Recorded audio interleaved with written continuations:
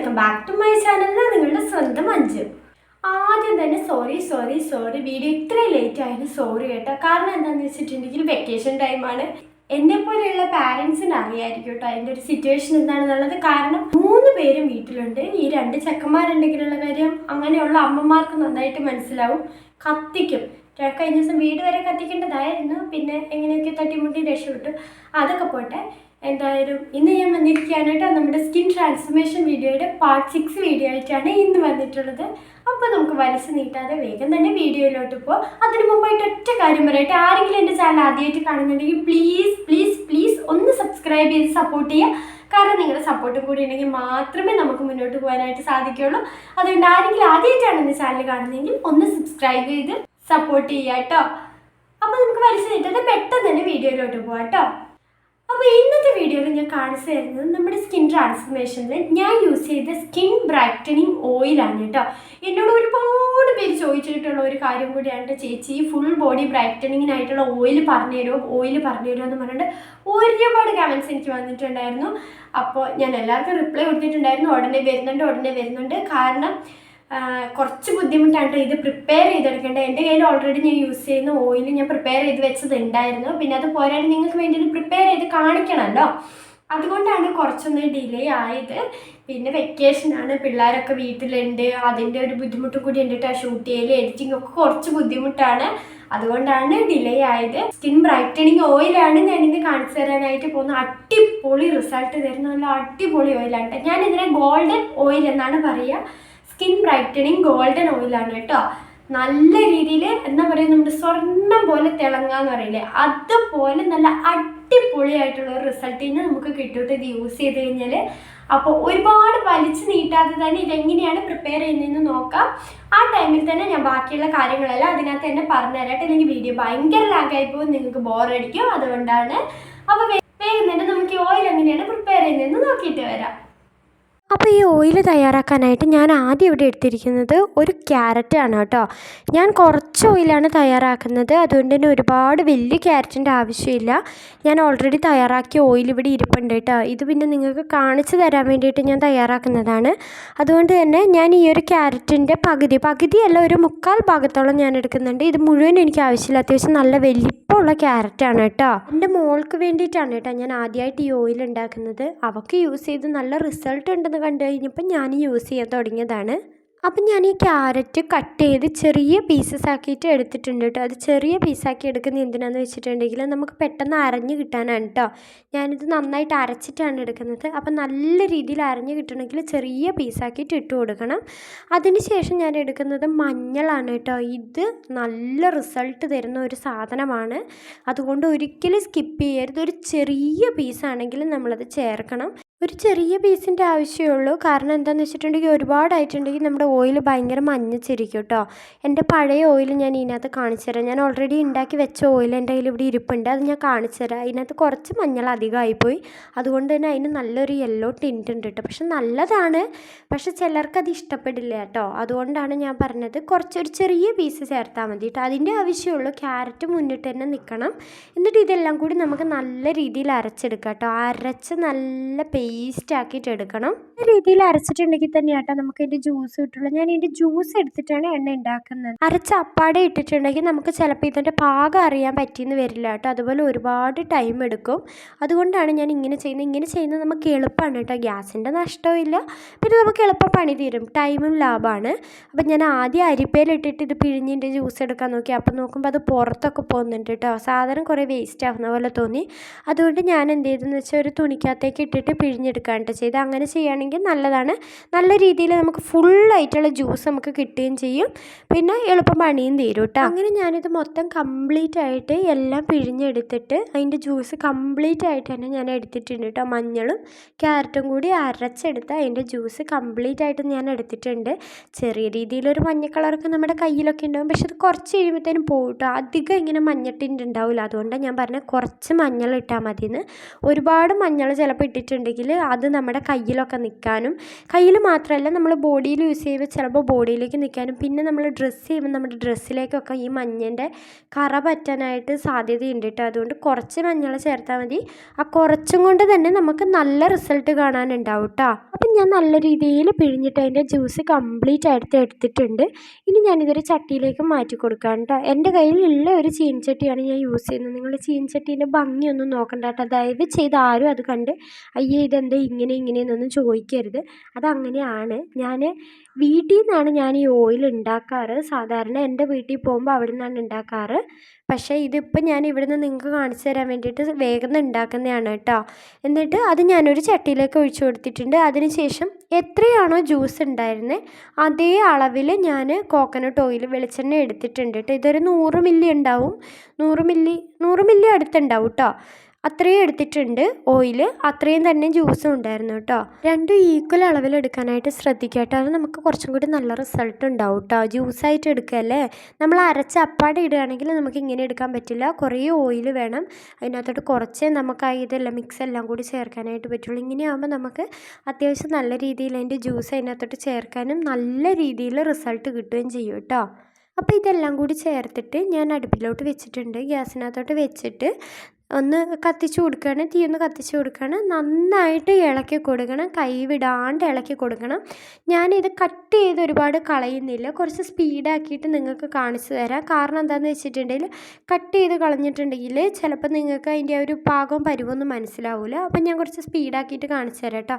നല്ല രീതിയിൽ തീയാക്കിയിട്ട് ഇങ്ങനെ മിക്സ് ചെയ്ത് ഇളക്കി കൊടുക്കുന്നുണ്ട്. കൈവിടാണ്ട് ഇളക്കി കൊടുക്കണം. അടിക്ക് പിടിക്കാൻ സാധ്യതയുണ്ട്. അപ്പോൾ സൈഡിൽ നിന്ന് ഇങ്ങനെ തിളച്ച് വരുന്നതായിട്ട് കാണാം അല്ലേ. പിന്നെ നമ്മൾ ഒരിക്കലും കൈ എടുക്കരുത് കേട്ടോ. നല്ല രീതിയിൽ ഞാനിപ്പോൾ ഹൈ ഫ്ലെയിമിൽ വെച്ചിട്ടാണ് ഇത് ചെയ്യുന്നത്. അപ്പം നന്നായിട്ട് തന്നെ ഇളക്കി കൊടുക്കുക. അപ്പോൾ ഇങ്ങനെ മിക്സായി നല്ല പിരിഞ്ഞ് വരുന്നതായിട്ട് കാണും. ഈ പരുവം വരുമ്പോഴത്തേക്കും ഞാൻ തീ ഒന്ന് കുറച്ച് വെച്ച് കൊടുത്തിട്ടുണ്ട്. കുറച്ചൊരു മീഡിയം ഫ്ലെയിമിലേക്ക് മാറ്റി കൊടുത്തിട്ടുണ്ട് കേട്ടോ. ചിലപ്പോൾ അത് തിളച്ച് ചാടി പോകും, അല്ലെങ്കിൽ എണ്ണ കരിയാനൊക്കെ ആയിട്ടുള്ള സാധ്യതയുണ്ട്. ഈ ഒരു മീഡിയം ഫ്ലെയിമിലേക്ക് വെച്ചിട്ട് നല്ല രീതിയിൽ തന്നെ ഇളക്കി കൊടുക്കാനായിട്ട് ശ്രദ്ധിക്കുക കേട്ടോ. ഈ ഓയിൽ കണ്ടിന്യൂസ് ആയിട്ട് യൂസ് ചെയ്യുമ്പോൾ അതുവഴി നമുക്ക് കിട്ടുന്ന റിസൾട്ട് എന്തൊക്കെയാണെന്നുള്ളത് ഞാൻ പറഞ്ഞുതരാം കേട്ടോ. ആദ്യം തന്നെ ഇതിനകത്തുള്ള ക്യാരറ്റ് നമ്മുടെ സ്കിന്ന് നല്ല രീതിയിൽ ലൈറ്റൻ ആക്കാനായിട്ട് ഹെൽപ്പ് ചെയ്യും കേട്ടോ. ഇൻസ്റ്റൻ്റ് ആയിട്ടുള്ള റിസൾട്ട് അല്ല കേട്ടോ ഞാൻ പറയുന്നത്. കണ്ടിന്യൂസ് ആയിട്ട് സ്ഥിരമായിട്ട് യൂസ് ചെയ്യുന്നത് വഴി പതിയെ നമ്മുടെ സ്കിന്നിൽ വരുന്ന മാറ്റങ്ങളാണ് കേട്ടോ. നമ്മളിതിനകത്ത് ചേർത്തിരിക്കുന്ന പച്ചമഞ്ഞളാണ് കേട്ടോ. കസ്തൂരി മഞ്ഞളല്ല, പച്ചമഞ്ഞളാണ്. അതും ഈ പറഞ്ഞതുപോലെ നല്ല രീതിയിൽ സ്കിന്ന് ബ്രൈറ്റൻ ആക്കാനൊക്കെ ആയിട്ട് ഹെൽപ്പ് ചെയ്യുന്ന ഒരു ഇൻഗ്രീഡിയൻ്റ് ആണ് കേട്ടോ. കുറച്ച് നേരം ഇളക്കി കഴിയുമ്പോൾ ഇതാ ഈ ഒരു കൺസിസ്റ്റൻസിയിലേക്ക് മാറിയിട്ടുണ്ട് കേട്ടോ. കണ്ടില്ലേ, നന്നായിട്ടൊന്ന് കുറുകി തിക്കായിട്ട് വന്ന പോലെ ഇപ്പോൾ ഫീൽ ചെയ്യുന്നുണ്ട്. ഈ സമയത്ത് നല്ല രീതിയിൽ ഇളക്കി കൊടുക്കുക. തീ എപ്പോഴും ലോ ഫ്ലെയിമിലായിരിക്കണം. ലോ അല്ല, മീഡിയം ഫ്ലെയിമിലായിരിക്കണം കേട്ടോ. അതുപോലെ തന്നെ നമ്മൾ ഉപയോഗിച്ചിരിക്കുന്ന പച്ചമഞ്ഞളിന് സ്കിന്നിന് ഉണ്ടാകുന്ന ഡാമേജസ് ഒക്കെ ഉണ്ടല്ലോ, ഈ സണ്ണിൽ നിന്നൊക്കെ വരുന്ന ഡാമേജൊക്കെ കുറയ്ക്കാനൊക്കെ ആയിട്ട് ഹെൽപ്പ് ചെയ്യും കേട്ടോ. ഒരു മെഡിസിനൽ വാല്യൂ ഉള്ള ഒരു ഇൻഗ്രീഡിയൻ്റാണ് നമ്മുടെ പച്ചമഞ്ഞളെന്ന് പറയുന്നത്. പിന്നെ കുറച്ച് നേരം കൂടി നമ്മൾ ഇളക്കി കഴിയുമ്പോഴത്തേനും എണ്ണ തെളിഞ്ഞ് വരുന്നതായിട്ട് കാണാം കേട്ടോ. അതിനിത് ഓരോന്ന് എടുത്ത് പറയുന്നത് എന്താണെന്ന് വെച്ചാൽ നമ്മളതിൻ്റെ പാകം വിട്ടു പോകരുതല്ലോ എന്ന് കരുതിയിട്ടാണ് കേട്ടോ.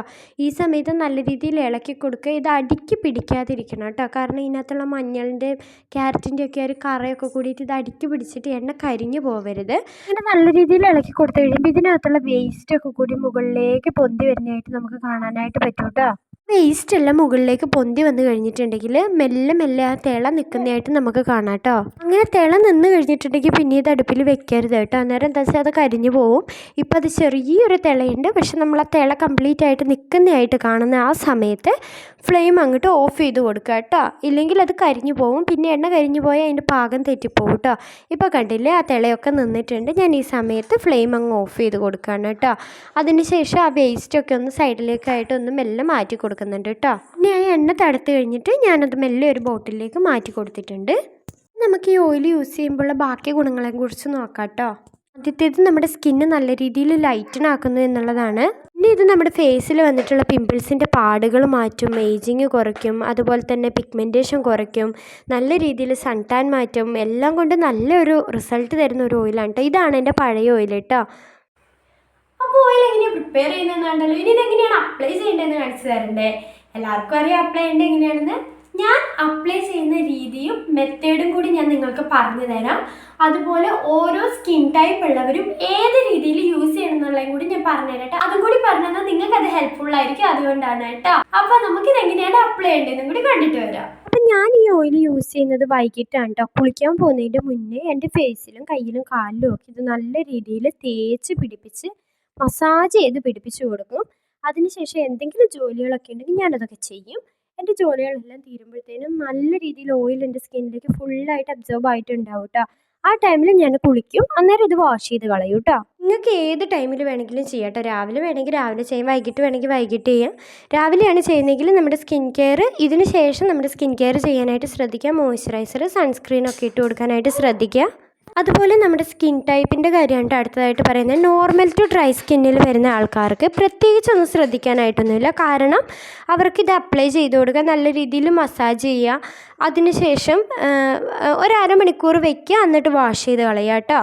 പക്ഷേ oily to acne prone skincare അല്ലെങ്കിൽ സെൻസിറ്റീവ് സ്കിൻ ടൈപ്പൊക്കെ ഉള്ള ആൾക്കാർ യൂസ് ചെയ്യുമ്പോൾ ഒന്ന് ശ്രദ്ധിക്കണം. കാരണം നിങ്ങളുടെ സ്കിന്നിന് ഇത് പറ്റുമോ എന്നുള്ളത് നമുക്കറിയില്ല. അതുകൊണ്ട് ആദ്യം നമ്മുടെ സ്കിന്നിന് ഇത് പറ്റുകയാണോ എന്നുള്ളത് നമ്മളൊന്ന് ടെസ്റ്റ് ചെയ്ത് നോക്കണം കേട്ടോ. അങ്ങനെയുള്ളവരെന്താ ചെയ്യേണ്ടതെന്ന് വെച്ചാൽ ആദ്യത്തെ ദിവസം ഇത് യൂസ് ചെയ്യുമ്പോൾ ജസ്റ്റ് ഒന്ന് അപ്ലൈ ചെയ്യുക, കുറച്ച് നേരം ഒന്ന് മസാജ് ചെയ്യുക, അതിനുശേഷം കുറച്ച് ചൂടുവെള്ളത്തിലൊന്ന് വാഷ് ചെയ്ത് കളയുക കേട്ടോ. 2 ദിവസം അങ്ങനെ കണ്ടിന്യൂ ചെയ്തിട്ട് ചെയ്യുക കേട്ടോ. എന്നിട്ട് കുഴപ്പമൊന്നും കാണുന്നില്ല എങ്കിൽ 3-ാമത്തെ ദിവസം മുതൽ നിങ്ങളിത് അപ്ലൈ ചെയ്ത് ഒരു 5 മിനിറ്റ്സ് വെച്ചതിന് ശേഷം ഈ പറഞ്ഞതുപോലെ തന്നെ ചൂടുവെള്ളത്തിൽ ജസ്റ്റ് ഒന്ന് വാഷ് ചെയ്ത് കളയാനായിട്ട് ശ്രദ്ധിക്കുക. അങ്ങനെ കുഴപ്പമൊന്നും കാണുന്നില്ല എന്ന് ഉറപ്പായി കഴിഞ്ഞാൽ മാത്രം നിങ്ങൾ അരമണിക്കൂറൊക്കെ വെച്ച് മസാജ് ചെയ്ത് അരമണിക്കൂറൊക്കെ വെച്ചതിൻ്റെ ശേഷം യൂസ് ചെയ്യുക കേട്ടോ. ഒരു 1 വീക്ക് നമ്മൾ ജസ്റ്റ് ഒന്ന് ട്രൈ ചെയ്ത് നോക്കിയതിൻ്റെ ശേഷം ഇത് കണ്ടിന്യൂസ് ആയിട്ട് യൂസ് ചെയ്ത് തുടങ്ങിയാൽ മതി കേട്ടോ. ചിലപ്പോൾ നമുക്ക് പിമ്പിൾസൊക്കെ വന്നിട്ടുണ്ടെങ്കിൽ അത് പിന്നെയും കുറച്ചുകൂടി വേസ്റ്റ് ആവാനുള്ള ചാൻസ് ഇല്ലേ. അതുകൊണ്ടാണ് പറയണത്. ഞാനിപ്പോൾ ഇതെല്ലാം ചെയ്തിട്ട് സ്കിൻ കെയർ ഒക്കെ ചെയ്തിട്ടുണ്ട് കേട്ടോ. അപ്പോൾ ബോഡി ലോഷൻ അപ്ലൈ ചെയ്തിട്ടുണ്ട്, സൺസ്ക്രീൻ അപ്ലൈ ചെയ്തിട്ടുണ്ട്, എല്ലാം അപ്ലൈ ചെയ്ത് കൊടുക്കുന്നുണ്ട്. മോർണിംഗിലാണ് ചെയ്യുന്നതെങ്കിൽ ഇതൊക്കെ ശ്രദ്ധിക്കണം. ഞാനിപ്പോൾ കാണിച്ചു തരാൻ വേണ്ടിയിട്ടാണ് ഇങ്ങനെ ചെയ്യുന്നത്, ഇല്ലെങ്കിൽ ഞാൻ നൈറ്റാണ് കേട്ടോ ചെയ്യാറ്. ഇതെല്ലാം ചെയ്ത് കഴിയുമ്പോൾ നല്ല സോഫ്റ്റ് ആയിട്ടിരിക്കുന്ന കാണാം കേട്ടോ. സ്കിന്ന് നല്ല ഇങ്ങനെ തൊട്ട് നോക്കുമ്പോൾ തന്നെ നല്ല മിനുസമുള്ളൊരു സ്കിന്നായിട്ട് നമുക്ക് ഫീൽ ചെയ്യും കേട്ടോ. നിങ്ങൾ ട്രൈ ചെയ്ത് നോക്കിയാലേ നിങ്ങൾക്ക് മനസ്സിലാവുള്ളൂ. അടിപൊളിയായിട്ട് നല്ല റിസൾട്ട് തരും കേട്ടോ. ഉറപ്പാണ്. ഒന്നെങ്കിലും ഒന്ന് ട്രൈ ചെയ്ത് നോക്കുക.